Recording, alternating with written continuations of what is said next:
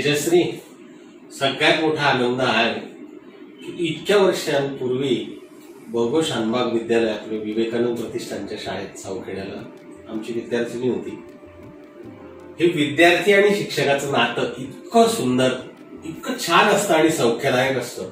हे खरंय की काही मुलांना मुलींना आपण रागवतो कधी त्या त्या वयामध्ये त्या शिक्षकाचं, पण त्या शिक्षकाची जर आईसारखी भूमिका असेल तर ते मुलं मुली सुद्धा आयुष्यभर त्या शिक्षकांवर प्रेम करतात आणि ते त्यांच्या लक्षात राहतात. त्यामुळे आपल्या सगळ्यांचं जे नातं विवेकानंद प्रतिष्ठानच्या वेगवेगळ्या प्रयोगांमुळे जुळलं ते दुहेरी होतं. वर्गातले शिक्षक आणि त्यानंतर उपक्रमांमध्ये सहभागी होणारे शिक्षक. आम्ही त्यावेळी घडलो, विद्यार्थी घडले आमचे. तुझं मराठी आधीपासून छान आहे, तर आजच्या या मुलाखतीची सुरुवात आपण तुझ्या एखाद्या छानशा कवितेने करूया, कारण मी असं ऐकलंय की तू छान छान आता कविता लिहायला लागली. नक्कीच नक्कीच. एक महिन्याभरापूर्वीच असंच सुचलेली आहे. बघा तुम्हाला सगळ्यांना आवडते का? सध्या आपण खूप बघतो तेव्हा लोकांना बोलायचं असतं पण ऐकणारा कान नसतो. तर जेव्हा मी शिकागोमध्ये होती तेव्हा तिथे ना एक मला ते दृश्य आज सुद्धा सर खूप असं स्पष्टपणे आठवतं की शिकागोच्या मेन सिटी स्क्वेअर मध्ये एक आजोबा आणि एक 18-19 वर्षाची मुलगी बॅनर, मोठे बॅनर लावून, कानाचा मोठा बॅनर लावून बसले होते आणि तिथे लिहिलं होतं की happy to hear, happy to hear. आम्ही इथे ऐकायला बसलो आणि ती जी शिकागो मधली 10-12 वर्षापूर्वीची परिस्थिती मी पाहिली होती ती आता सध्या भारतात येते असं मला वाटतं. तर त्याच्या संदर्भातली ही कविता आहे. संवेदनशील विषय आहे खूप. हवा ऐकणारा कान, सततच्या गदारोळात राहून सुद्धा शांततेचा आवाज ऐकणारा कान हवा. मनाचे काठोकाठ भरलेले घडे रीते होत असताना निर्लेप निशंकपणे ऐकणारा सामर्थ्यवान असा कान हवा. निराशेच्या कृष्णजर्द काळोखात मन गटांगळ्या खात असताना प्रकाशाची तिरीप बनून येणारा ऐकणारा कान हवा. ओलसर डोळ्याच्या हसऱ्या चेहऱ्याच्या मागच्या वादळ वाऱ्याच्या गाजेला योग्य वेळी साद देणारा ऐकणारा कान हवा. आणि सातत्याने ऐकणाऱ्या कानाच्या घट्ट बंद केलेल्या ओठात मागच्या डोहाचं गुपित ऐकणारा सुद्धा सहृदय कृष्ण कान हवा. वा, सहृदय कृष्ण का म्हटलं असेल बरं? कृष्ण हा असा एकमेव आपल्या साहित्यामध्ये ही अशी एकमेव व्यक्तिरेखा आहे की तो बाळपण आहे, त्याच्या बाललीला पण आपण आज भारतीय म्हणून आपण एन्जॉय केल्या आहेत. तो तरुणींना किंवा तरुणांना एक प्रियकर म्हणून पण जवळ वाटतो, तो सखा म्हणून पण जवळ वाटतो आणि तो एक आधारस्तंभ म्हणून पण जवळ वाटतो. म्हणून द्रौपदीला तो बंधू पण आहे, तो सखा पण आहे. आणि जेव्हा कुंती कृष्णाला म्हणते की कृष्णा तुम्हाला दुःख दे कारण तुम्हाला सातत्याने हवा आहेस, तर कुंती त्याची नात्याने आत्या आहे पण कुंतीचा सुद्धा तो आधार होतो. त्यामुळे तो जास्त मानवी आहे आणि तो जास्त भारतीय मनाजवळचा आहे. आणि तो नेहमीच कुठल्याही याच्यासाठी ऐकून घेत होता. म्हणजे त्याने कर्णाचं संताप असणारं मनोगत ऐकून घेतलं, द्रौपदीचं अपमानाने सुडाने पेटलेलं मनोगत ऐकून घेतलं की कृष्णा मला सूड हवाय, हे त्याने संतापाने द्रौपदी ऊर बळवत असतानाचं मनोगत तिचं ऐकून घेतलं. त्याचबरोबर आपले 5ही पुत्रांचं वध, एका अर्थाने भ्याड हत्या करणाऱ्या त्याचं रुदन सुद्धा कृष्णाने तेवढ्याच निर्लेपपणे ऐकून घेतलं. म्हणून सहृदय असा कृष्ण कान हवा आहे. कृष्ण प्रतिभा म्हणजे इतकी बहुआयामी आहे, प्रश्नच नाही. आणि रणांगणावरचा तो योगेश्वर की म्हणजे जिथे हवा तिथे योग्य तो अवतार धारण करणारा तो कृष्ण आहे. म्हणून इव्हन कवयित्री पद्मा गोळे पण म्हणतात की शब्दांच्या मौनांमुळे जर एवढं महाभारत होत असेल तर ते समजून घेण्यासाठी पाठीशी कृष्ण हवा. ही प्रसिद्ध आहे त्यांची कविता, पाठीशी कृष्ण हवा. म्हणून मी म्हणते की सहृदय असा कृष्णकान हवा. वा वा, सुंदर. शेवट किती छान. एवढं कवितेचा आशय असा मनावर एक वेगळा संस्कार करणार आहे. कारण अनेकदा आपण बघतो की आपण लोकांचं ऐकत राहतो, पण अशा सगळ्यामध्ये लोक पण हे विसरून जातात की आपण ज्यांना ऐकवत असतो आपलं बोलणं, त्यांना त्यांचं पण बोलणं कोणीतरी ऐकून घ्यावं, ही सुद्धा त्यांची मानसिक गरज असते. ते कुठे व्यक्त होते? व्यक्त होणं ही गरज आहे आसुशी. नक्कीच प्रत्येक व्यक्तीची व्यक्त होणं ही गरज म्हणण्यापेक्षा ही त्यांच्या मानसिक आणि शारीरिक दृष्ट्या असणारी अत्यंत आवश्यक बाब आहे. म्हणून म्हणजे ऐकणाऱ्या कानांच्या घट्ट बंद केलेल्या ओठांमागचा सुद्धा डोह जो आहे तो कृष्णकानच हवा ना. आणि सतत त्याने ऐकणारे जे कान असतात ते असे गच्च भरलेले असतात आणि त्याच्यामध्ये प्रत्येक गोष्ट खूपच चांगली असेल असं नाही. त्याच्यामध्ये आक्रोश असतील, त्याच्यामध्ये संताप असेल, त्याच्यामध्ये सुडाची भावना असेल, त्याच्यामध्ये दुःख असेल, तर हे सगळ्या मानवी भावभावनांचं हलाहल पचवायला शेवटी कृष्णच लागेल ना. तो सामर्थ्यवान आहे, तोच कृष्णच लागेल. म्हणून तो कृष्णकान. प्रतिम. खूप सुंदर कविता तो ऐकू. थँक्यू. छान, धन्यवाद. आणि खरं तर जे काही मी थोडंफार लिहिते, जे तुम्हाला काही आवडतं, तर ते शाळेचीच देणगी म्हणावी लागेल. कारण योग्य वयात योग्य रीतीने दिलेलं प्रोत्साहन हे नेहमीच व्यक्तीच्या एकूण जडणघडणीसाठी एक फ्युएल म्हणून ते त्याला बूस्टअप करत राहतं, पुढे नेत. त्यामुळे योग्य वयात योग्य रीतीने कौतुक करायला हवं आणि ते शाळेने केलेलं आहे, त्यामुळे मजा येते आज सुद्धा. तेजश्री, एक खूप अतिशय अभिमान वाटतो आणि आनंद वाटतो. कारण आम्ही छोटी तेजश्री पाहिली शाळेतली, पण आम्हाला काय माहिती की मॉडर्न कॉलेज सारख्या ठिकाणी जाऊन वर्गात प्राध्यापक होऊन शिकवेन, प्राध्यापिका होऊन. आणि ही आमच्यासाठी खूप आनंदाची गोष्ट आहे. आपल्या वर्गातली छोटे छोटे गोड छान मुलं हळूहळू मोठी होतात आणि ती सुद्धा आपण जसं विद्यार्थ्यांशी संवाद साधतो तसं ते सुद्धा असा प्रयत्न करतात छान. ही आमच्यासाठी खूप छान बाब आहे, अभिमानास्पद बाब. त्यामुळे मी तुझं कौतुक करतो आणि तुझ्याविषयी असलेला एक अभिमान व्यक्त करतो. तेजश्री, तू MA BEd झाली. ठरवून केले. तू ठरवून केलं. शिक्षकी पेशाच्या आवड ठरवून केलं हे सगळं. पण शाळेमध्ये तुझं एक आम्ही जे काही स्वरूप ज्याला म्हणतात विद्यार्थ्याचं पाहतो, त्याचं फ्लॉवरिंग होणं, त्याचं ते सगळं उमळ, त्यात दुर्गा झाली गौरी हे जे बालनृत्य नाटिका ती फार सुंदर असायची. अनेक प्रयोग झाले त्याचे आणि त्यात तुझा लीड महत्वाचा रोल होता. दुर्गा 7वीतली एक विद्यार्थिनी इतकं कॉन्फिडेंटली इतकं छान दुर्गा सादर करते आणि तिच्या सोबत असणारं ते सगळं बालचमूंचं विश्व, ते टीमवर्क, या सगळ्या याने तुला खूप काही द्यावे दिलं असणार. आज ते तुला जाणवत असेल. त्या काही आठवणी आमच्याशी शेअर करणं. म्हणजे आपला हा जो संवाद आहे, अनेक शाळेतले शिक्षक, शिक्षिका, मुख्याध्यापक, विद्यार्थी, पालक जर पाहत असतील त्यांना सुद्धा त्यातून काही नवीन चांगलं मिळू शकेल असं मला वाटतं. नक्कीच. दुर्गाने मला वैयक्तिक स्वरूपात खूप खूप खूप प्रमाणात समृद्ध केलं. तसंच मी जे पाहते आता मागे वळून, तर तेव्हा जे काही जाणवलं नाही ते आता जाणवतं की दुर्गाच्या अनुभवाने फक्त विद्यार्थ्यांना नाही तर त्यांनी शिक्षकांना पण समृद्ध केलं, संस्थेला पण समृद्ध केलं एका अर्थाने. तर बेसिकली काही गोष्टी मी त्याच्यातनं शिकली सर. तर त्याच्यामध्ये एक पहिली सगळ्यात मोठी गोष्ट शिकली मी ती कमिटमेंट. म्हणजे तो सलमान खानचा एक बार तो डायलॉग आहे ना की एक बार मैंने कमिटमेंट दे दी तो मेरे खुद की भी नहीं सुनता.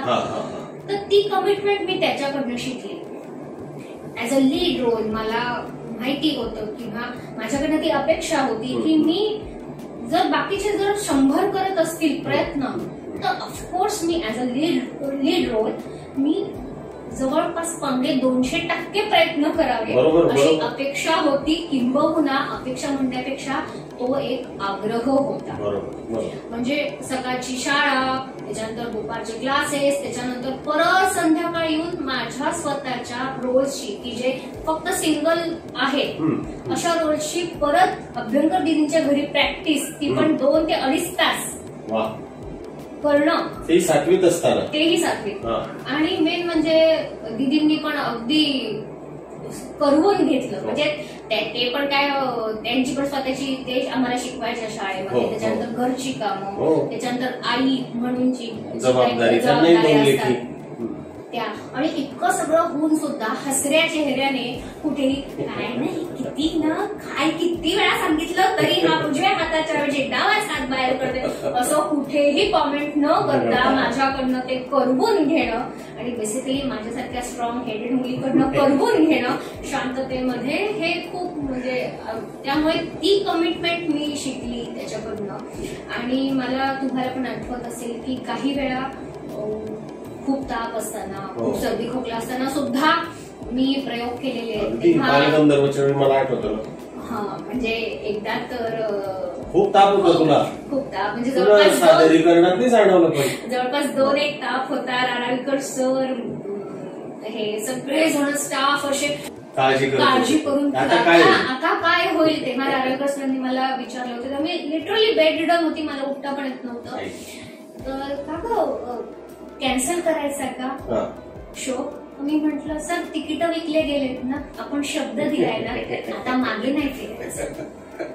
तेव्हा ते असं होतं की अरे तिकीट विकले गेले, आपल्या शाळेने शो केलेला आहे, आपण कमिटमेंट दिलेली आहे आणि आपण मागे कसं काय फिरणार. तर मी माझ्या त्या डॉक्टर ज्या होत्या त्यांना म्हटलं की मला स्ट्रॉंग द्या, फक्त झोप येणार नाही एवढं द्या. बरोबर आहे, स्टेजवर काम करायचं. आणि तेव्हा एका सीन मध्ये असं आहे की त्या अष्टदिशा सगळ्या मला अंगाईगीत गाऊन झोपवता नाही का, स्टेजवर मी फक्त एकटी आहे आणि त्या फॉग, तिथे तो फॉग येतो आणि त्या फॉगच्या याच्याने मला जो खोकल्याची जी ढास लागली, तब्बल 20 मिनिटं मी खोकत होती. आणि तिथे विंगेमध्ये जे म्हातारीचा रोल करणारी माझी अतिशय जवळची मैत्रीण स्वाती शिरसाट, तिच्या डोळ्यातनं गळागळा पाणी की आता हिचं काय करायचं. तर तेव्हा तिने जे प्रसंगावधान हे केलं, राखलं की ती आली आणि तिच्या हातामध्ये माझ्या कफ सिरपची बाटली होती. तिने हळूच त्या कफ सिरप झाकणामध्ये ओतून आणलं होतं आणि पाठीवरनं हात फिरवत मला ते पाजलं होतं. प्रेक्षकांच्या लक्षात हे नाही, कारण ती हात फिरवते, झोपवते मला, त्याच्यात ते दिसून येते, तिने दिसून येते. हा, आणि त्यामुळे एकमेकांची काळजी करणं, प्रसंगावधान राखणं, प्रायोरिटी म्हणजे कमिटमेंट, आणि दुसरं म्हणजे प्रायोरिटी. की तुम्हाला पण आठवत असेल की आपण त्यावेळी दिवाळीच्या सगळ्या सुट्ट्या, म्हणजे फक्त दिवाळीचे मोजून 5 दिवस सोडले, सगळे आपण ऍज अ एक फॅमिली आपण सुयोगच्या शाळेमध्ये हे करतो. नाहीतर काय नाही ना, दिवाळीची सुट्टी आहे एवढीच तर मिळते ना घरच्यांसोबत, असं शिक्षकांनी पण काही म्हटलं नाही. आणि आम्हाला तर काय, चला दिवाळीच्या अभ्यासातून सुटका म्हणून आम्ही उड्यावर तयार होतो. आणि फार मजा आली. त्यामुळे दुर्गाने मला कमिटमेंट द्यायला शिकवली, स्वतःच्या प्रायोरिटी ऍडजस्ट करायला शिकवल्या, प्रसंगी स्वतःला झळ सोसून दुसऱ्यांसाठी काहीतरी करण्याची इच्छा जी असते ती रुजवली, आणि एकमेकांची काळजी घेणं, प्रसंगावधान राखणं, हे तर विवेकानंदाचे होतेच. पण त्याच्यामध्ये सगळ्यात माहिती का गंमत काय, की कुठेही वही पेन घेऊन आजकाल जे शाळेमध्ये पर्सनॅलिटी डेव्हलपमेंट कोर्सेस होतात त्याच्यामध्ये वही पेन घेऊन हे आम्हाला शिकावं नाही लागलं. कदाचित त्याच्यामुळेच ते खूप आठपर्यंत असं मुडलं गेलं. आणि दुर्गाची गाणे आज जवळपास आता 25 वर्ष होत आली दुर्गाला. एखादा ऐकू ना, कडवं जे आठवत असेल ते 2 ओळी मला खूप आठवतात. आणि म्हणजे सगळीच गाणी मला खूप आवडतात. त्याच्यातली पाठ हे खूप छान होती, सांगीतिक होती, अर्थपूर्ण होती. आणि ती गाणी माझ्यामुळे माझ्या मुलांना पण पाठ येतात. त्यांच्या समोर गुणगुणत असणार. हा, म्हणजे आमची अंगाई गीतं म्हणजे दुर्गाचीच गाणी होती. कधी चिमण्यांचं गाणं, कधी मुंग्यांचं गाणं. जेव्हा आम्ही काम करतो, 2 जण मिळून किचन मध्ये काहीतरी करतो, तेव्हा मुंग्यांचं गाणं म्हणतो आम्ही, मुंग्या आम्ही राब राब राबतो, दिसेल तो कण गोळा कर तू राब राब राब तू. त्याच्यानंतर मला जर त्याची मदत हवी असेल तर ते मी त्याला गाण्यात अबीरला किंवा अनिका तशी अजून छोटी आहे पण अबीरला कळतं. मग मी त्याला म्हणते की एक दुजाचे काम नव्हे हे, एक दुजाचे काम नव्हे हे सारे मिळून या रे. तर हे पोचतं मुलांपर्यंत पण पोचतं आणि I think I am little bit successful to transfer this legacy. तू नेलं त्या सगळ्या याच्यात नेलं आता त्या वातावरणात आणि मला म्हणजे फार भारी वाटतंय. दुसरं म्हणजे माहितीये का दुर्गाचं अजून एक वैशिष्ट्य होतं की आमोदकर काका की जे आपण जे म्हणतो ड्रायव्हर ते सुद्धा जसं काही घरचं कार्य आहे त्यांच्या अगदी त्यांच्या मुलाचं लग्न असल्यासारखं ते इतकी धावपळ करायचे. आणि एक सीन माझा त्यांच्यासोबत होता की मी होळीत जाते आणि होळीत उठते आणि ती होळी जेव्हा ती आमचं असं व्हायचं की कधी कधी त्या होळ्याच्या कड्या निघायच्या नाही आणि माझ्या त्या टेम्परामेंटमध्ये मी इतकीच जोरात ओरडायची अरे उघडा ना. पण असं कधीच त्यांनी प्रत्युत्तर मला कधी नाही दिलं की अगं ते निघत नाहीये ना बघ ना जरा. असं कधीच हो करतो. म्हणजे एक संयम पण त्यांच्याकडनं मी शिकवली. आणि नंतर संजय क्षीरसागर सर लाईट्स बघायचे. मला एकदा आठवतंय की समहाऊ लाईटमॅनच्या म्हणजे आपण ज्यांना लाईटिंगचं कॉन्ट्रॅक्ट दिलं होतं तर त्यांच्या चुकीमुळे का समथिंग काहीतरी गडबड झाली असेल तर माझ्या चेहऱ्यावर जे फोकस होते एका दृश्यामधले ते त्याने आणले नव्हते. आता करायचं काय तर सरांकडे एक खूप मोठी बॅटरी होती. सरांनी डोकं चालवून त्या समोरचं जे कॉकपिट टाईप असतं साऊंड आणि लाइटिंगचं कुठल्याही प्रकारे अरे काय हे कोणाकडे व्यवस्थित त्रागा न करता व्यवस्थित शांतपणे बॅगेतनं ती बॅटरी काढली आणि माझ्या चेहऱ्यावर ओके बरोबर तो फोकस मॅच करून की म्हणजे कुठेही दुसऱ्यासाठी त्रागा न करता की ही माझी रिस्पॉन्सिबिलिटी आहे. म्हणजे एखादी गोष्ट ओन करणं म्हणतो की नाही आपण जे म्हणतो म्हणजे आता सध्याच्या बिझनेस कल्चरमध्ये आपण म्हणतो की ही संस्था तुमची आहे तुम्ही तिच्यासाठी काम करता ही तुमची जबाबदारी आहे. तर ही जी ओनिंगची जी आहे की रिस्पॉन्सिबिलिटी ओन करणं हे पण मी त्या दोघांच्या त्या एका प्रसंगातून शिकली की रिस्पॉन्सिबिलिटी ओन करणं. आणि सध्या सगळेच जण रिस्पॉन्सिबिलिटी कडनं पळतायत ना. आणि इतरांना आपण सांगत राहतो पण स्वतःहून पुढे येऊन ती कृती करणं. आणि आपल्याला तर म्हणजे स्वतःच्या पायावर काय पडलंय त्याची नाही तो कसा चुकतोय ते बघ. चुकांकडे जास्त लक्ष असतं परंतु त्यांनी तसं काही न करता ती वेळ कशी आपल्याला निभावून नेता येईल चांगल्या पद्धतीने. आणि हे जे दृश्य आहे हे स्टेजवरच्यांना फक्त 13-14 माहिती ते जवळून पाहायला कारण त्यांची धडपड त्यांचा तो रेसलेस झालेला चेहरा की अरे ही माझी रिस्पॉन्सिबिलिटी आहे मी काय करू आता. मग शांतपणे त्याच्यावर उत्तर शोधणं कुठेही त्रागा आरडाओरडा आक्रस्ताळेपणा न करता हे खूप मोठी गोष्ट आहे. एक दगडाचं पात्र होतं ना. हो शहा किती वेगळं ना हा विषय की एखाद्याला दगड हा रोल मिळाल्यावरही त्याने कुठल्याही प्रकारची तक्रार किंवा किंतु परंतु मनात न आणता कॉम्प्लेक्स न आणता अप्रतिम दगड सादर करणे हे सोपं नाही. कारण मी तुम्हाला जसं म्हटलं की ती रिस्पॉन्सिबिलिटी ओन केली होती सगळ्यांनी अगदी सगळ्यांनी. तू बसते त्या दगडावर ना नाही त्या दगडावर डोकं ठेवते आणि झोपते. ओके म्हणजे पहिले जे कथानक जे सूत्र आहे की ती राजकन्या असते तिला कळ्यांचा बिछाना फुलांचा बिछाना असतो पण त्याच्यातनं ती कळी टोचते. पिसांचा बिछाना ती मागवते त्याच्यातनं काही टोचते आणि त्या कळ्यांचा बिछाना फुलांचा बिछाना पिसांचा बिछाना पासनं दगडाची उशी इथपर्यंतचा हा जो तिच्या व्यक्तिमत्वाचा जो ग्राफ बदलतोय किंवा तिच्या व्यक्तिमत्वाची जडणघडण किंवा फ्लॉवरिंग जे होतंय ती कुठेही असलं तरी तिला झोप येते शांतपणे. हे जो आहे हे दुर्गा झाली गौरी याचा अर्थच तो. म्हणजे आता आईपणामुळे सतत गौरीचाच खोटा मला वापरावा गौरी आई झाली ना. कधी कधी होतं दुर्गा बनावं लागतं पण तुझ्या मुलाचं नाव खूप छान आहे, आम्हाला खूप आवडतं अबीर. तू काहीतरी म्हणत होती परवा अबीरचे काही अर्थ आहेत वगैरे, थोडं सांग ना मला जरा समजून. अबीर गाणे ऐकले आम्ही अबीर नाव. नक्कीच. अबीर गुलाल. अबीर हा असा एक सांस्कृतिक किंवा छान अधिष्ठान असलेला शब्द आहे की जेव्हा आम्हाला कळालं की I am carrying my baby, तेव्हा मी आणि माझ्या नवऱ्याने, अमोद त्याचं नाव आहे, सॉफ्टवेअर इंजिनियर आहे तो. तर पुण्याला असतात ना ते? हो, ते पुण्याला असतात. तर आम्ही तेव्हा ठरवलं होतं की मुलगा झाला तर अबीर नाव ठेवायचं, आणि मुलगी झाली तर अनाहिता और समथिंग अजून काय काय बरीच नावं तेव्हा हे केली होती. तर त्याला अबीर हे नाव आवडलं होतं कारण त्याने ती एका लग्नाची दुसरी गोष्ट ही जी उमेश कामत आणि स्वप्नील जोशी आणि मुक्ता बर्वेची जी सिरियल आहे त्याच्यामध्ये उमेश कामतचं नाव होतं. तर त्याच्या डोळ्यासमोर तो उमेश कामत कसा सॉर्टेड, शांत असा, तर त्याला ते अपेक्षित होतं. उमेश कामत छानच आहे. आणि जेव्हा मी ते विवेकानंदाचे संस्कार म्हणा किंवा कुटुंबाकडनं आलेला चिकित्सकपणा म्हणा, तर याच्या नुसार म्हणजे अमळकरांच्या याच्यातनं आलेला जीन्स मधनं जो चिकित्सकपणा की प्रत्येक हे असं का, हे असं का नाही. हा, तर मी ते आपल्या गुगल आजोबांना विचारलं की what is the meaning by अबीर.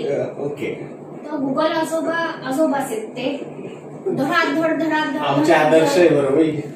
हा, धडाधड त्याने सगळ्या भाषेमध्ये, आणि मला आश्चर्य तेव्हा याचं वाटलं की अगदी हिब्रू भाषेत सुद्धा त्याचा अर्थ आहे. मला काय वाटलं तू या आजोबांविषयी बोलते.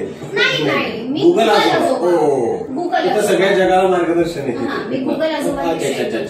आणि त्याचे वेगवेगळे प्रत्येक भाषेमधले त्याचे जे अर्थ आहेत, म्हणजे आपण मराठीमध्ये तर अबीर गुलाल हे करतो, नंतर फारसीमध्ये पण अबीर आहे, एक सुगंधी चमकणारा असा पदार्थ म्हणजे अबीर.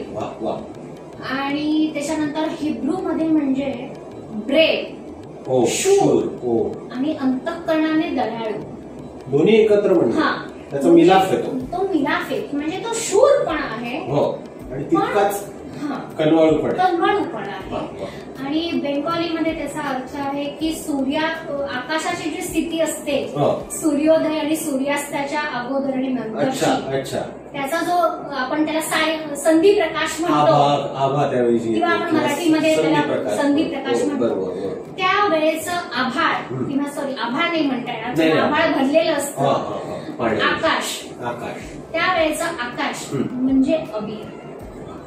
म्हणजे त्याला सांस्कृतिक, आध्यात्मिक आणि सगळ्याच अर्थाने खूप चांगला तो हे होता. आणि व्यावहारिक पण सुगंधित म्हणजे स्वतःचा सुगंध हे करणार असं आहे. आणि दुसरीचं नाव आहे अनिका.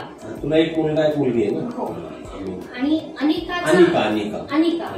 अनिकाचा अर्थ असतो की दुर्गेचं, मा पार्वतीचं जे सर्जनशील रूप आहे, की ती शूर पण आहे, ती कणखर पण आहे, ती आपल्या राईट्स साठी उभी पण राहणारी आहे, पण ती क्रिएटिव्ह, ती सर्जनशील पण आहे, ती नाविन्याची निर्मिती पण करणारी आहे. फक्त काही शौर्यासाठी नाही, एक रूप आहे तिचं. आणि दुसरं म्हणजे ती पुढे जाऊन स्त्री म्हणाली आहे. स्त्री ही सर्जनशीलतेचं प्रतीक. मातीतून उगवतो अंकुर, त्याप्रमाणे ती पण एक आई श्रेष्ठ आहे. आणि पण नव्हतेच म्हणायचे नाही, दोन माता श्रेष्ठ आहेत. त्यामुळे ती सर्जनशीलतेचं मा दुर्गाचं ते प्रतीक आहे. म्हणून ते नाव अगदी शोधून खूप म्हणजे जवळपास कुटुंबियांमध्ये कॉन्टेस्ट घेऊन ते निवडलेलं आहे विचारपूर्वक. तेजस्वी, आपल्या आयुष्याच्या जडणघडणीत जसं शाळा महत्वाची, महाविद्यालयीन आयुष्य महत्वाचं आहे, चांगले मित्रमैत्रिणी आपल्या आयुष्यात आले तर त्यांच्याकडनं त्यांच्या गुणसंपदेचा आपल्याला काही ना काही चांगला उपयोग होतो, तो संस्कार होतोय. या सगळ्या एकूण वाटचालीमध्ये तुझ्या आई माझा गुरु, आई कल्पतरू, त्या आईचाही मोलाचा वाटा आहे आणि तुझ्या वडिलांचा सुद्धा. किंबहुना भरतदादा अमळकर म्हटल्यानंतर एक अतिशय सुंदर, तोरून मोजून मापून भाषण करणारे, वक्तृत्व असणारा वक्ता डोळ्यासमोर येतो. आणि ती जी त्यांची आदरयुक्त प्रतिमा आहे उगाच आशा घेण्यासाठी ते कोणतेही जोक सांगणार नाही, टाळ्या घेणारी वाक्य फेकणार नाही, नाही. तरी त्यांचं वक्तृत्व सगळ्यांना आवडतं. याचं कारण असं आहे की ते तुम्हाला आतून हलवतं कुठेतरी, तुमच्या हृदयाला, तुमच्या मेंदूला, तुमच्या बुद्धीला काहीतरी चालना देऊ पाहतं. तो तुम्हाला झोपलेला असेल त्याला उठवतं, उठलेल्याला चालायला लावतं, चालणाऱ्याला पळायला लावतं. ही जी ऊर्जा, ताकद आहे भरताला म्हटल्यानंतर हे सगळं येतं. म्हणून आम्ही खूप प्रेम करतो त्यांच्यावर, ते आमचे आदर्श आहे बाबतीत. तुला तर ते आईवडील म्हणून लागले, त्यामुळे तू नेमकं त्यांच्याकडून काय काय शिकली असं तुला वाटतं आज. आणि आता तू एक आई आहेस, तुला सगळ्या गोष्टीचा अधून मधून नक्कीच विचार करत असणार. नक्कीच. तू त्यांच्याकडे गुरु म्हणून कशी पाहते?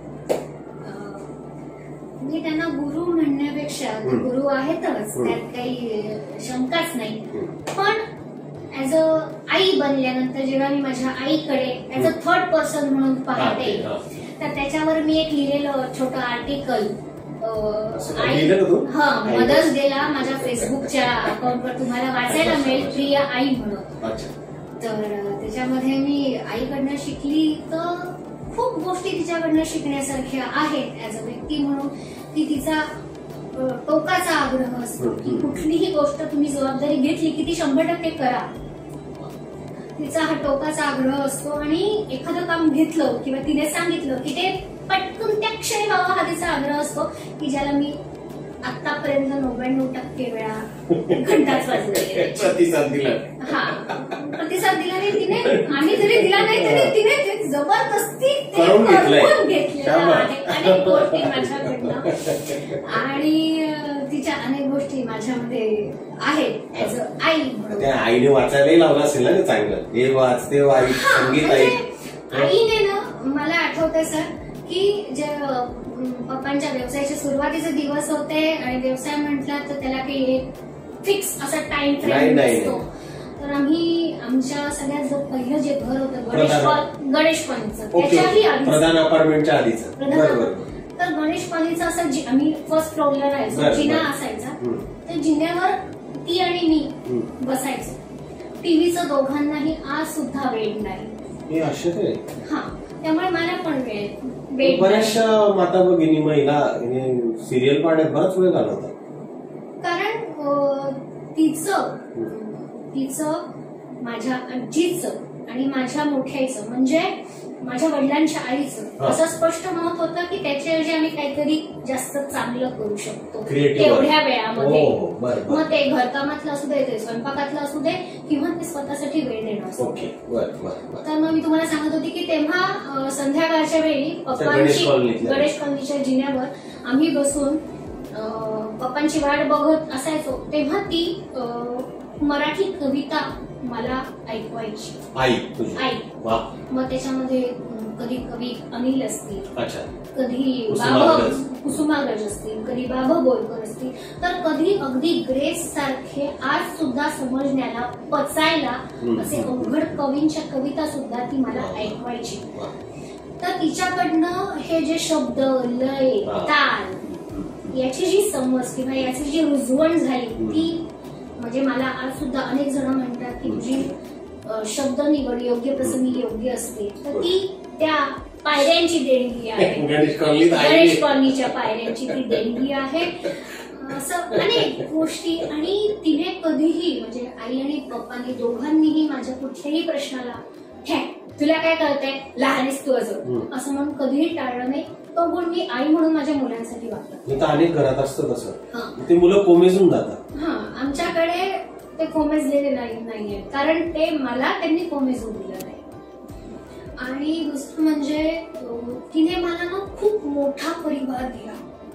म्हणजे फक्त नातेवाईक नाही, तिच्या माहेरचे त्या अर्थाने नाही म्हणत आहे. तिचं गोकुळ मोठं आहे, मनातलं गोकुळ मोठं आहे. म्हणजे आज सुद्धा मी माझ्या आजीच्या माहेरच्यांशी पण मी कनेक्ट आहे, माझ्या आईच्या माहेरच्यांशी तर मी ऑफकोर्स कनेक्टच आहे. प्लस परिषद अखिल भारतीय विद्यार्थी परिषद नावाचं जे एक मोठा परिवार तिने दिला की त्याच्यामधल्या अनेक तिच्या मैत्रिणी आज माझ्या मावश्या आहेत आणि माझ्या त्या मैत्रिणी सुद्धा आहेत. हा, म्हणजे त्यांनी तो एक मोकळेपणा ठेवला. म्हणजे डॉक्टर तिलोत्तमा काजरे आहे, ती आईची मैत्रीण आहे. हो. पण ती माझी चांगली, ती माझी मैत्रीण आहे. ती माझी मावशी पण आहे, हो. ती माझी गायनाट पण आहे, हो. आणि ती माझी मैत्रीण पण आहे. हो. त्याच्यानंतर अनेक जे पूर्ण वेळ कार्यकर्ते होते ते माझे दादा झाले. बरोबर. जसं उदाहरणार्थ धनंजय चंद्रात्रे, जो सध्या पुण्याला रेल्वेमध्ये खूप चांगल्या मोठ्या पोस्टवर आहे, तो धनंजय दादा माझा दादा झाला. नंतर लातूरचा शिवदास मिटकरी, ज्याचं सगळ्यात मोठं एक विश्व सेल्स नावाचं दुकान आहे, तो माझा दादा आहे. म्हणजे महाराष्ट्रामध्ये समजा रात्री बेरात्री मला कुठेही आवश्यकता पडली तर मी कोणालाही फोन करू शकते आणि ते मला हेमातेची मुलगी किंवा तेजस्वी म्हणून मदत करू शकतात, असं तिने बोलून दिलं. आईमध्ये नेतृत्व गुण आधीपासून नक्कीच. म्हणजे ते तिला तिच्या आजीकडनं मिळालेली देणगी आहे. सीताबाई म्हणून जिचं नाव होतं, माझी पण ती अशी गावाची पुढारी होती. विधवा होती, वी केशा होती, पण ती अगदी त्यावेळी आणीबाणीच्या याच्यात पण ती जाऊन आली, तुरुंगात जाऊन आलेली, म्हणजे खंबीर व्यक्ती, खमकी. आणि ते म्हणजे सीताबाईंचा आरसा म्हणजे हेमाबाई आहे. आणि दुसरं म्हणजे आई म्हणून ती खूप सर्जनशील आणि ती खूप क्रिएटिव्ह होती. म्हणजे मला आठवतंय की लग्नपत्रिका यायच्या तेव्हा लग्नपत्रिकांचा कागद असं छान गुळगुळीत असायचा. आणि आईला ना माझ्या शिवणकामाची खूप आवड, तर माझ्या 7वी पर्यंतचे बरेचसे फ्रॉक वेगवेगळ्या फॅशनचे तिने शिवलेले होते. तर त्याच्यामधनं ज्या चिंध्या उरायच्या ना, तर त्याच्या ती त्या लग्नपत्रिकांच्या त्या भावल्या बनवायची, म्हणजे ते बादलीसारखं कटआउट बनवायची. आणि मग त्या भावल्यांना त्या उरलेल्या चिंध्यांमधनं कधी पंजाबी ड्रेस, कधी मिडी, कधी गाऊन, कधी साडी, असं काय छोटे छोटे क्रिएटिव्ह करायची. आणि म्हणजे तिच्या दृष्टीने कुठली गोष्ट टाकाऊ नाही आणि कुठला माणूस पण नाही टाकाऊ. तर हे तिच्याकडनं छोट्या गोष्टींमधनं मी शिकली की क्रिएटिव्हिटी करता येते. किती छान मुद्दा सांगितला की वस्तू आणि व्यक्ती दोघंही तिच्या दृष्टीने कधीच टाकाऊ यांचं मोल जाणून घ्या. त्या आईचं गुरु म्हणून लाभलेला संस्कार आहे करा. आणि त्याच्यानंतर अनेक व्यक्ती प्रत्यक्ष न भेटता सुद्धा तिच्या माध्यमातून मला भेटल्या. म्हणजे विद्यार्थी परिषदेचे प्राध्यापक यशवंतराव केळकर, खूप मोठं नाव, एक व्यक्ती म्हणून पण, एक संघटक म्हणून पण. तर त्यांची जी अशी वन लाईनर्स असायची ना, तर ती आम्ही आईच्या तोंडून खूप वेळा ऐकलेली आहे. आणि ती ना त्या यशवंतरावांच्या वन लाईनर्सचा उपयोग ना, असं आपण काही केलं की आई आई असं झालं असं जेव्हा तो आपला फुगासा वर जात असतो की नाही, तेव्हा ती त्या यशवंतरावांच्या वन लाईनर्सचा पिन घेऊन अशी पटकन पडायची आणि आपल्याला जमिनीवर आणायची. ते steel she is working on that. ती अजून सुद्धा तसंच करते माझ्या बाबतीमध्ये. तर अशी अनेक माणसं तिच्या सहवासात आली किंवा माहिती होती आईला म्हणून आपल्याला माहिती आहे. म्हणजे अनेक, म्हणजे मला एक्सटेंडेड फॅमिलीमध्ये अनेक नवीन घरं मिळाली की जी माझ्या आनंदामध्ये, माझ्या दुःखामध्ये आपलं म्हणून सहभागी होतात. हेमतांची ही बाजू आम्हाला इतकी प्रकर्षाने माहित नव्हती. मलाच म्हणजे बऱ्याच जणांना माहित नसेल, कारण त्याही कधी अशा विषयावर संवाद होत नाही किंवा बोलत नाही. पण मी तुम्हाला एक सांगते, ती व्यक्ती म्हणून खूप वेगळी आणि ती आई म्हणून खूप वेगळी आहे. ती आई म्हणून अत्यंत स्ट्रिक्ट, अत्यंत म्हणण्यापेक्षा अत्यंतच्या पुढची अजून कुठली 10वी पातळी जी असेल ना, तर ती कडक आहे आई म्हणून. She is a very strong headed person, कारण because she is self made. माणूस जसा त्याचं व्यक्तिमत्व घडतं ना, तर आपल्या मुलांच्या बाबतीत जास्त सगळ्यात मोठा गुण माहितीये का, तिने ती व्यक्ती म्हणून खूप घडली. तिने विद्यार्थी परिषदेच्या अनेक कार्यकर्त्यांचा पालक म्हणून भूमिका निभावली. नंतर जळगावमध्ये उद्यमीसारखी महिलांसाठी चालवलेली पतसंस्था तिने उभी केली.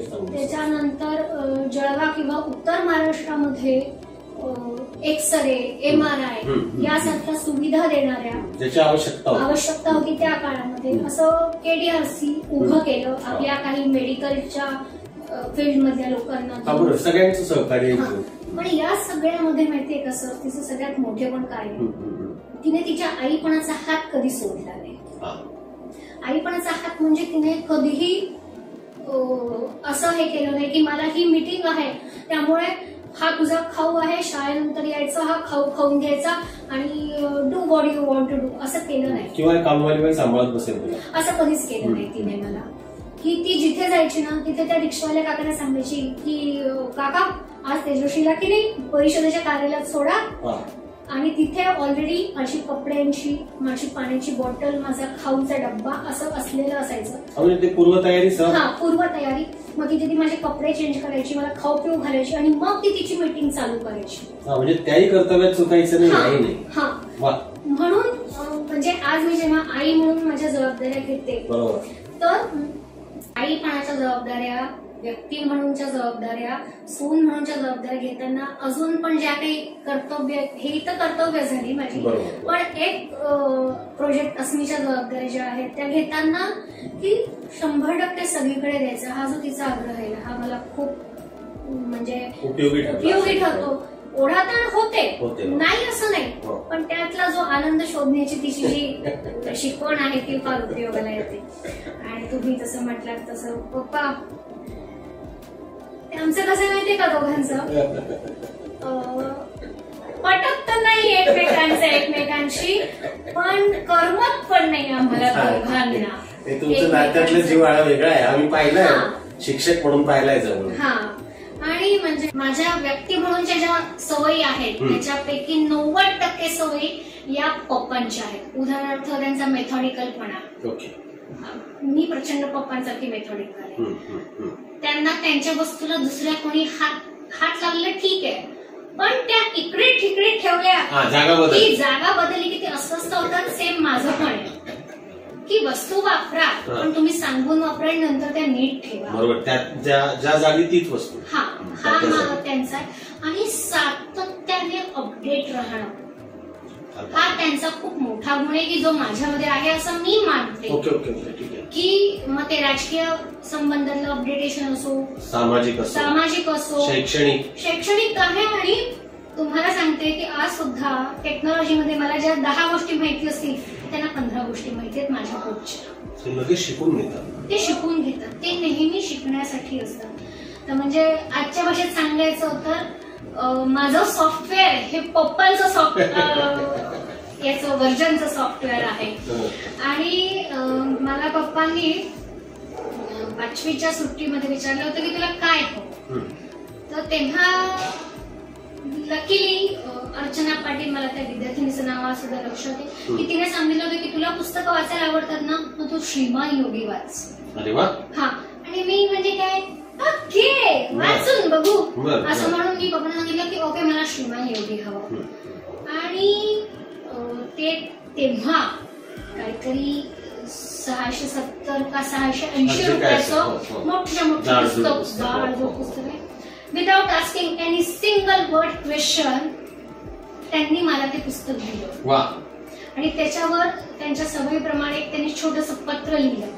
आणि तेव्हापासून कुठल्याही महत्वाच्या प्रसंगी किंवा घटनेला नंतर आमच्या दोघांमध्ये ना असं एक अलिखित म्हणजे रीत आहे की आम्ही एकमेकांना पुस्तकं देतो.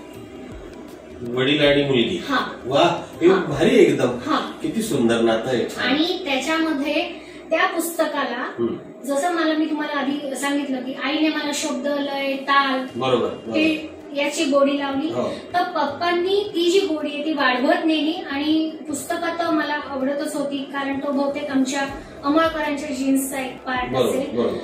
पण त्या माझ्या वाचनाला दिशा देण्याचं काम माझ्या वडिलांनी केलं. त्यामुळे जर तुम्ही आज माझ्या पुस्तकाचं कपाट उघडून पाहिलं तर त्याच्यामध्ये तुम्हाला स्वयंपाकाच्या टिप्स संबंधी रुचिरासारखी पुस्तकं सापडतील.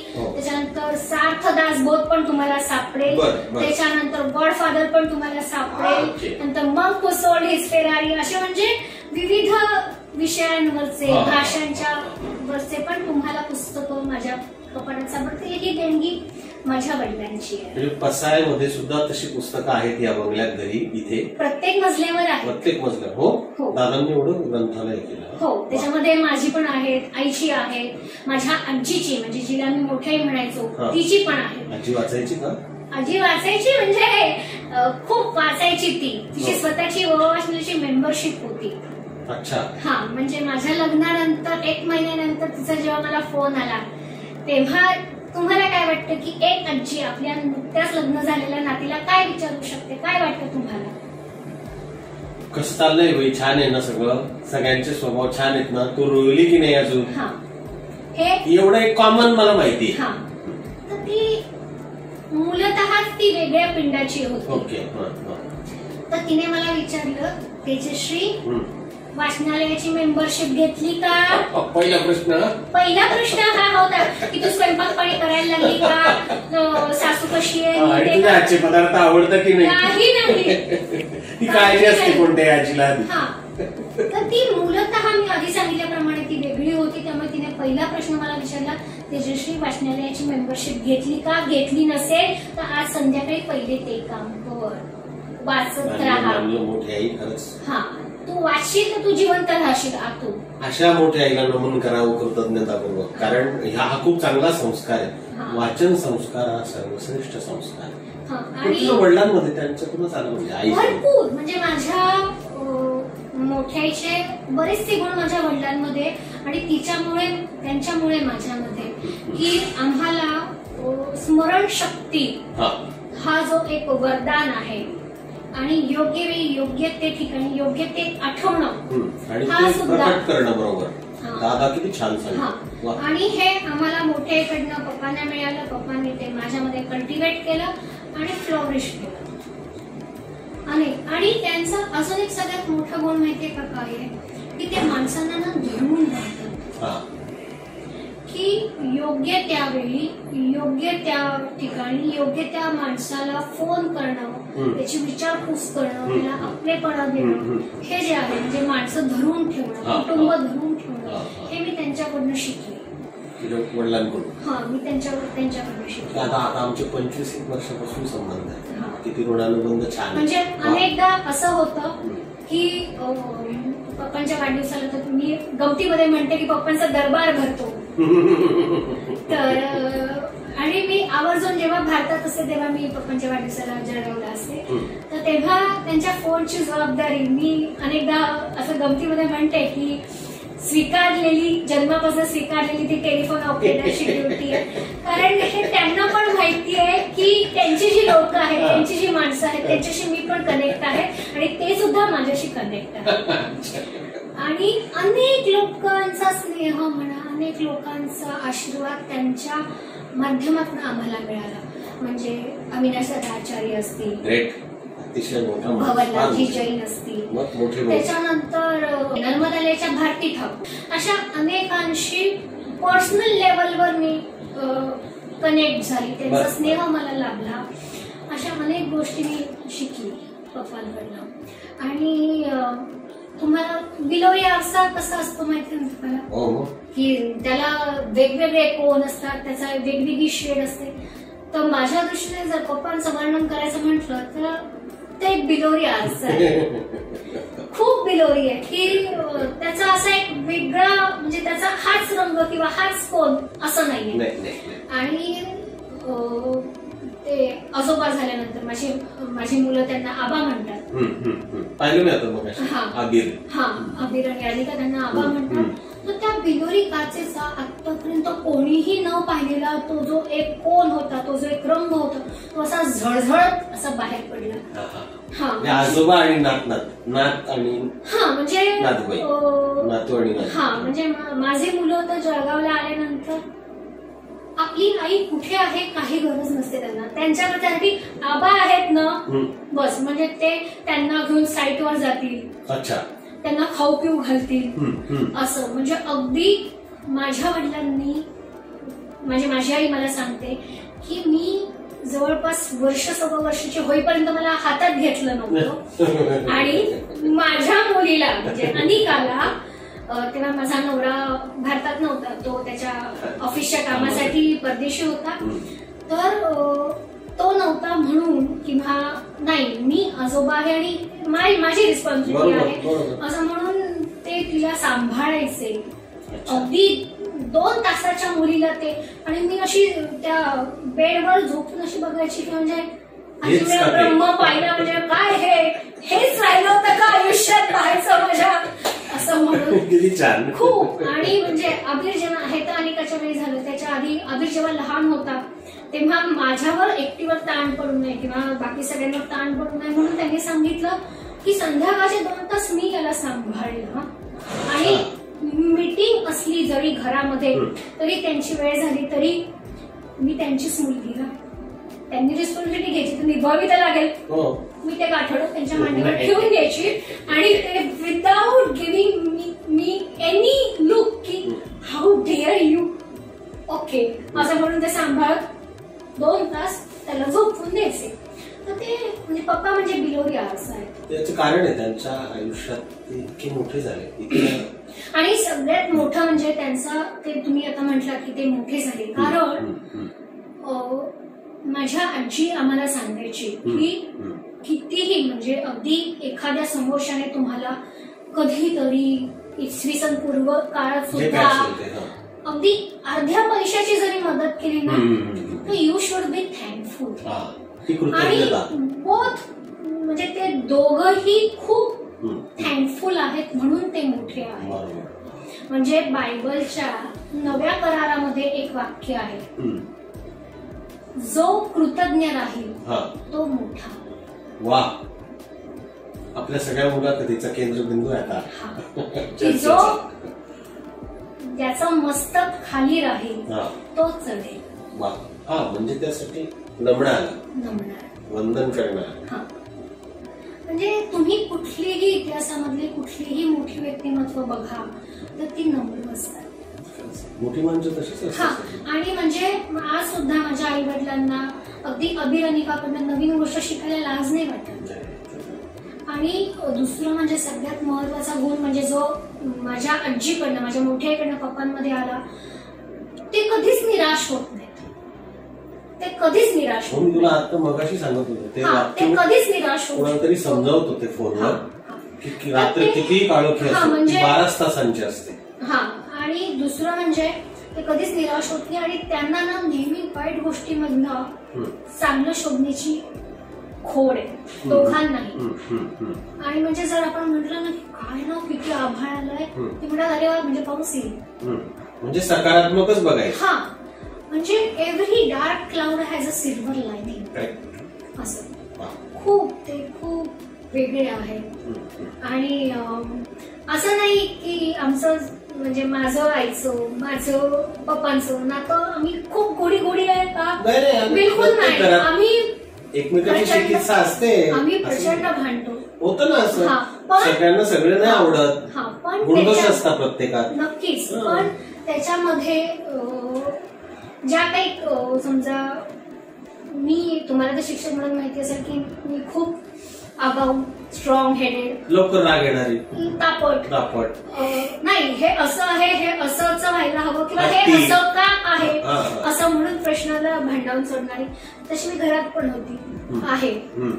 तर तो जे काही प्रसंग मी निर्माण करायची त्यांना टेन्शन देणारे, काही परिस्थितीमुळे आमच्यामध्ये दोघांना टेन्शन, पण तो जो ताण होता ना तो कधीच आम्हाला as a child and as a parent असं म्हणून काचणारा, टोचणारा, ओरबाडणारा असा कधीच नव्हता. म्हणजे भिंत नाही बांधू शकला तो तुमच्या, स्पेसने निर्माण करू शकला. स्पेस म्हणण्यापेक्षा आम्हाला तो एकमेकांपासून दूर नाही करत गेला, तो आम्हाला जास्तीत जास्त एकमेकांच्या जवळ आणलं त्याने. आणि आम्ही एकमेकांना त्याच्यामध्ये जास्त चांगल्या रीतीने समजून घेऊ शकतो. म्हणजे तो दोन्ही प्रक्रिया आहेत तेजश्री. कोणत्या सांगू का तुला? पालक समजून घेणं पण आहे आणि पाल्य समजून घेणं पण आहे. दोघांच्या आवडीनिवडी, दोघांचा कल, दोघांच्या नाजूक दुखऱ्या जागा, या सगळ्या गोष्टी जेव्हा कळतात ना. आणि याच्यामध्ये मी तुम्हाला अजून एक सांगते की माझ्या वडिलांचं वेगळेपण सगळ्यात माहितीये का, ऍज अ पॅरेंट म्हणून मी तुम्हाला सांगते की हे कोणाला माहित नसेल की सध्या तुम्हाला काल मार्चचा मार्क्स स्वाद माहिती असेल आणि तुम्ही शिक्षक होतात तर पेपर शीट वरचा एक मार्क्स स्वाद असतो बघा, पेपर शीटवर मान्य. हा ते एक ती जाहिरात होती की उसके कुर्ते से मेरी कुर्ती सफेद क्यों नाही. बरोबर. तसं म्हणजे त्याच्या मार्कशीटवर माझ्यापेक्षा मार्क्स का कमी. बरोबर. तर माझ्या आई वडिलांनी ऍज अ पॅरेंट म्हणून मला कधीही स्वतःला त्या मार्कशीटवरच्या मार्क्स वादामध्ये अडकवलं नाही आणि अडकू पण दिलं नाही. They treat me every time from a childhood as a individual, की जे मला ऍज अ पॅरेंट म्हणून आज सुद्धा मला माझ्या पोरांसोबत डील करायला थोडं अवघड आहे. मी फ्रँकली सांगते अवघड आहे. तर मला म्हणजे जेव्हा आर्किओलॉजीमध्ये आवड निर्माण झाली तेव्हा डेक्कन इन्स्टिट्यूटला ते घेऊन गेले माझे वडील. जेव्हा मी म्हटलं की नाही मला नाही करायचं, ओके तुला काय आवडतं, तुला डान्स आवडतो, तुला भाषा आवडते, एसपी मध्ये ऍडमिशन. हा without any asking single word question. कारण त्यांनी पहिल्यापासून जसं अजून एक गुण त्यांनी माझ्यामध्ये भिनवला दोघांनीही, की एखादी गोष्टीची रिस्पॉन्सिबिलिटी घेणं, एखाद्या गोष्टीचा निर्णय घेणं आणि त्या निर्णयाची पुढे जाऊन 100% रिस्पॉन्सिबिलिटी घेणं हे त्यांनी शिकवलं. म्हणजे नुसतं निर्णय उत्साहाच्या भरात नाही, ते आरंभशूरता म्हणतात त्याला.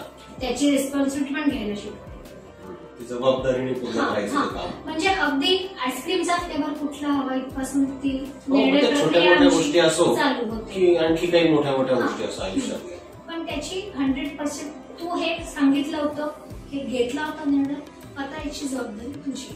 कॉन्शियस पालक असल्यामुळे काय होतं की अशा मुलांच्या आयुष्यात अनेक टर्निंग पॉइंट येत राहतात. बरोबर. आणि मुलं त्यांच्या बरोबर चालत राहतात. म्हणजे सारखं माझं बोट धरूनच तू मोठा हो असा आग्रह नसतो अशा पालकांचा. त्यांचं सांगायचं तर कसं आहे की तू चाल, रस्त्यात खड्डे येतील, दऱ्या येतील, तू पडशील, त्याच्यातनं बाहेर येण्याचा प्रयत्न कर आणि समजा शक्य नाही झालं, आम्ही आहोतच, पण तू चाल. करेक्ट. हे मी आमच्या बाबतीत पण पाहिलं त्यांना. हो. आमचं पॅरेंटिंग पण त्यांनी वेगळ्या पद्धतीने केलं. आम्ही ते संस्था चालक, अतिशय महत्वाच्या जबाबदारीच्या पदावर, आणि आम्ही शिक्षक आहे. तसं पाहिलं तर एक एम्प्लॉई आणि एक असं नातं असतं ते. पण त्यांनी वेगळ्या प्रकारचं ऍडमिनिस्ट्रेशन राबवलं, कारण त्यांना समाज माहिती होता, समाजाच्या सगळ्या आवडी निवडी आणि वागण्याच्या तरा माहिती होत्या, कुठल्या जागा नाजूक असतात, कुठल्या जागा सशक्त असतात याचा अभ्यास होता. त्यामुळे राष्ट्र का उंकार वगैरे सारखे प्रयोग ज्यावेळी झाले ना, तर त्यांनी करून तर बघ, इथे असं केलं ना, ह्या 3 गोष्टी बघ. हा त्या दोघांचा म्हणजे आयुष्याचा मंत्र आहे. करून बघ, जास्तीत जास्त काय होईल, नाही जमणार, नाही होणार, पण प्रयत्न कर. आम्हाला यश मिळालं. म्हणायचं दादांना की तुमच्या शब्दातच एवढी ताकद होती, आम्ही करून आलो ते काम यशस्वी. कारण त्यांच्या स्वतःच्या व्यक्ती म्हणून खूप स्ट्रॉंग अशा काही श्रद्धा आहेत. आणि जसं आपल्या पुराणांमध्ये सांगितलं की श्रद्धावान लभते ज्ञानम. बरोबर. तर हे ज्ञान मिळणारच आहे कारण त्यांची श्रद्धा आहे. बघ, भरतदादा जसं बांधकाम व्यावसायिक, पण आम्हाला भरतदादा जसं मी मगाशी वर्णन केलं ना, गुणवर्णन ते श्रेष्ठ आहेत. वक्ता म्हणून अतिशय ग्रेट व्यक्तिमत्व आहे, उत्तम वाचक आहे, माणसांची उत्तम पारख आहे. कोणाला कोणत्या कामी कोणत्या जागी फिट बसवायचं या बाबतीतलं त्यांचं ऍडमिनिस्ट्रेशन फार भारी असतं. काही गोष्टी आयुष्यामध्ये वेगवेगळ्या अनुभवातून पण येतात, पण हे जे सगळं आम्ही पाहिलं ना, असं कुणाला तरी पाहता पाहता सुद्धा शिकतो आपण. नक्कीच. आणि आपल्या वैयक्तिक आयुष्यात आपल्या कुटुंबासाठी सुद्धा ते खूप उपयोगी असतं. आणि कुटुंबावरनं मला आठवतं की जसं आईने तिच्या आईपणाचं हात सोडला नाही, तसं दर रविवारी 4 नंतरची वेळ ही आमच्यासाठी असायची. हे दादांनी अनेकदा सांगितलं आम्हाला की त्यावेळी मात्र परिवारच होणार आहे. हा, आणि त्याच्यामुळे ना मला ना जो 4 नंतर यायचा ना, त्याच्याकडे मी अशी बघायची की how dare you to come in my territory असं. म्हणजे मी अनेकदा त्या संतापापाई अनेकांना झाकून पण दिलंय. हे नाही सांगितलंय ना 4 नंतर कशाला येत आहे, ते परिवारासाठी जाऊ द्या. तो बरोबर आठवडाभर वेळ नाही देत. साहजिक वडील आपल्याजवळ पाहिजे कोणत्याही मुलीला वाटेल, आणि घरातल्यांना आहेच ना ते. आणि दुसरं म्हणजे आम्ही फार आज सुद्धा गप्पा मारतो असं नाही, आमचं काहीतरी होतं, त्याच्यावरनं विषय निघतात, मग त्याच्यावर अजून काहीतरी होतं. पण आमच्या गप्पांना किंवा चर्चेला विषयाचं आणि भाषेचं फार बंधन नसतं. अशी जी भरतदादांसारखी माणसं असतात ना, की जी प्रतिकूलतेतून खूप पुढे येतात पण स्टँड राहतात, पाय जमिनीवर राहतात. जरी आकाशाला भेटले, एवढं मोठं व्यक्तिमत्व झालं तरी, ह्या माणसांचं एकूणच सगळं आयुष्य वेगळ्या पद्धतीने घडलेलं असतं. त्यांचा दृष्टिकोन वेगळा असतो त्या विषयाकडे पाहण्याचा. म्हणून अशा व्यक्तींच्या सहवासात जरूर राहायला पाहिजे. नक्कीच. पण मी अजून पण एक त्याला ऍड करते. अशा पालकांची मुलगी होणं पण फार कठीण काम असतं. कारण त्यांनी स्वतःचे इतके स्टँडर्ड हाय लेवलला असतात ना, की त्याच्यावर उभं राहणं किंवा त्याच्यापर्यंत पोहोचणं पण फार अवघड असतं. पण त्यांच्या दोन्ही बाजू आहे. कोणत्या तुला सांगतो खरं म्हणजे, खऱ्या ज्ञानाची जी अवस्था आहे ना, ती फार वरच्या, म्हणजे तिला प्रज्ञा म्हणतो आपण, फार वरच्या स्तरावरची असते. पण जी माणसं अशा परिस्थितीतून पुढे येतात ना, ती प्रज्ञेलाही महत्व देतात आणि करुणेलाही महत्व देतात, संवेदनशीलतेलाही महत्व देतात. तो बॅलन्स राखलाय. म्हणजे त्यांची अनेक गोष्टी ज्या आहेत की माझ्या 10व्या वाढदिवसानंतर आम्ही माझा प्रत्येक वाढदिवस कधी हरिजन कन्या छात्रालय म्हणा, कधी विमान होम म्हणा, अशा ठिकाणी साजरा केला. म्हणजे सो कॉल्ड लॅविश पार्टी कधीच नाही. ते केक कापणं वगैरे, ते केक कापणं, ते केक फाचणं, आज सुद्धा म्हणजे मला पण ते मी त्या पिढीची असून सुद्धा मला नाही आवडत. म्हणून आज सुद्धा जेव्हा माझ्या मुलांचा वाढदिवस असतो किंवा घरामध्ये काहीतरी महत्वाचं असतं, तेव्हा आमच्याकडनं कोणाला तरी मदत होत असते.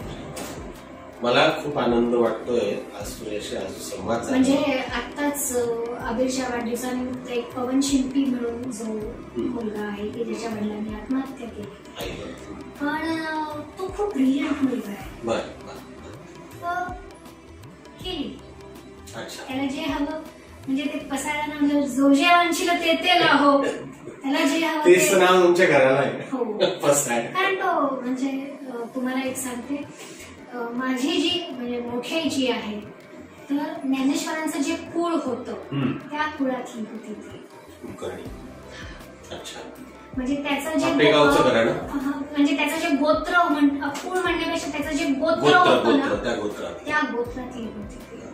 साहजिक आहे. त्यामुळे मोठ्या आईलाही तो अभिमान आणि आनंद असेल ना. ती म्हणजे स्ट्रॉंग हेडेड, म्हणजे आम्ही जे सगळे आहोत स्ट्रॉंग हेडेड किंवा नाही हे असंच आहे किंवा हे असं का नाहीये, हे जे विचाराची धमक आहे ना आमच्यामध्ये, म्हणजे माझ्यामध्ये ऍज अ मुलगी म्हणून, ती तिने जातली. छत्रछाया असते ना या मोठ्या लोकांच्या आपल्या घरात.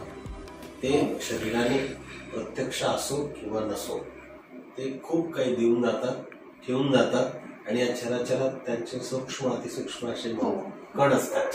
नक्कीच. म्हणजे ते संपत नाही. म्हणजे माझी मोठी आई जाऊन सुद्धा आज 5 वर्ष होत आली, पण still we whole family thinking की जर ती आज अशी असती किंवा आज जर ती असती तर ती या प्रसंगात काय केलं असतं, आणि तेच आम्ही करतो किंवा तो करण्याचा प्रयत्न करतो.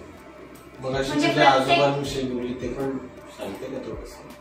आजोबा तर आमचे खूप मायाळू होते. जेव्हा मी यायची पुण्याला तेव्हा मी त्यांना सांगून द्यायची, कारण घरामध्ये पद्धत होती की जाताना आणि येताना सांगून जायचं मोठ्यांना, आणि ऍज अ फॅमिली म्हणून ते खूप चांगली व्हॅल्यू आहे. तर मी त्यांना सांगायची की अण्णा मी चालली आहे, मी 2 महिन्यानंतर येईल. बरोबर 2 महिन्यानंतर अगं ती येणार आहे ना, तिला कोणी घ्यायला गेलंय का नाही, म्हणजे आपल्या नातीच्या बाबतीत एवढे कॉन्शियस. आणि त्यांना मला रागवलेलं चालायचंच नाही. मग ते कोणी का असे ना, मग माझी ती आई असे ना, तर माझे वडील असे ना, no one dare to touch me or scold me. त्यामुळे म्हणजे आम्हाला त्यांच्या घरातलं नसलेला शेंडे फळे मी. तेव्हा तुला आजी आजोबांचं प्रेम लाभलं खूप, आणि माझ्या भाग्याने ते माझ्या वयाच्या अगदी 30 पर्यंत लागलं. बराच काळ प्रवासात. आई वडिलांचा एक वेगळा संस्कार तुझ्यावर झाला. तू विवेकानंद प्रतिष्ठानसारख्या शाळेत शिकली लहानपणापासून, आणि केवळ पाठ्यपुस्तकी शिक्षण न देता त्या शाळेने जे वेगवेगळे प्रयोग केले त्या प्रयोगातल्या महत्वाच्या भूमिकांमधून साकार केलं, स्वतःला घडवलं, आकार दिला आणि त्या बाबतीत तिथे कॉन्शियस राहील, जागरूक राहील. आज तुला हे सगळं माझ्या म्हणून बघताना जे आठवत होतं किंवा आपल्या मुलांना पाहताना ते सगळं पुन्हा पुन्हा आठवत राहतं, मनाच्या पडद्यावर येत राहतं. ते कुठेतरी बोलावं माहेरी आलेल्या पुरुषी ही माझी भावना होती आणि म्हणून मी माझ्या मुलीसह तुला भेटायला आलो. कसं असतं ना की काही नाती अशी असतात की जे क्षमडीतली असतात. म्हणजे शांता शेळकेंच्या भाषेत सांगायचं तर त्या आजीच्या पैठणीसारखी असतात. पाठ्यपुस्तकातल्या कवितेची आठवण आली. आपण त्याच्याने शेवट करू आता. ही नाती अशीच पैठणी सारखी सुंदर राहू, नाजूक नक्षीदार आणि छान आठवणींसह सजलेली. ती तशी जुनी होत जाते पण ती बाजूला ठेवून द्यावी कायम अशी राहणार नाही. कारण ती ना प्रेमाच्या त्या खस हिण्याच्या अत्तराने ती माखलेली असतात. एवढं सगळं छान मराठी आठवतं ना मला. याचं मराठीचा एक शिक्षक म्हणून खूप आनंद आणि अभिमान वाटतो. आज तुझ्याशी खूप छान संवाद झाला तेजस्वी आणि खूप बरं वाटलं, छान वाटलं मला पण. म्हणजे इतक्या वर्षानंतर तुमच्याशी बोलून मजा आली. त्या सगळ्या आठवणींच्या परत एकदा आठवणींच्या गावा फिरून आली. थँक्यू, छान वाटलं. नक्कीच. ओके.